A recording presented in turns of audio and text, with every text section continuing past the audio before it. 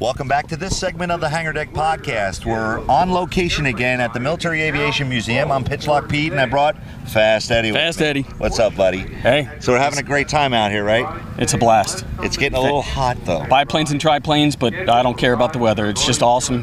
Yeah. Great machines, great people, and beautiful day at the museum. Yep, October 2nd, and coming up on noon, we found somebody very interesting to talk to. Someone very thank you. interesting.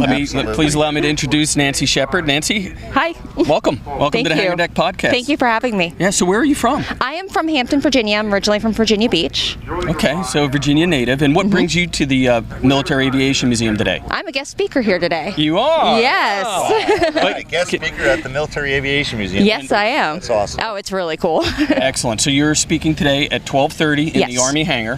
And what's your topic? My topic is on the airship Roma disaster here in Hampton Roads. It was a semi-rigid dirigible, or it was an airship. It was the deadliest disaster of a U.S. hydrogen airship, and it's gone forgotten. And so I wrote a book about it. And it has. And I have the book here that Nancy wrote. I've already leafed through it. Incredibly interesting story. And like you mentioned, you know, being a historian who covers a lot about the Hampton Roads area. Yes. This was a big deal. Tell us a little bit about when did it happen? What occurred?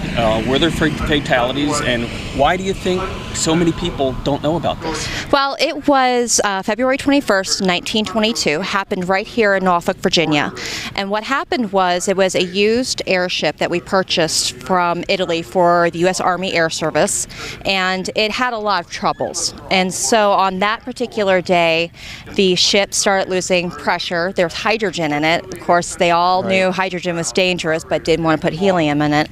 And it started losing pressure and it crashed. 34 out of 45 men died that day. Yeah, now that's something that's amazing. Folks don't realize that's a big crew. It is. On an airship. It's a very large fatality. Yeah, and the reason why it went into obscurity was because the government knew that they had the helium on hand. They had the money. They just chose not to. So it was an embarrassment, really, to the government. And so, but the legacy of it was that they stopped using hydrogen after Roma crashed. But everyone thinks of Hindenburg, which was a German ship, much later. Folks are very familiar with Yes. that. They've seen the pictures Yes. and heard the story 100 times, but a lot of folks have not heard about the Roma. That's very true. Yes. So where can folks find your book? They can go on Amazon.com. It's available on Arcadia Publishing's website. It's also available in local Barnes & Noble stores and various other stores in the region, but online's the best bet. So And you're here speaking I am.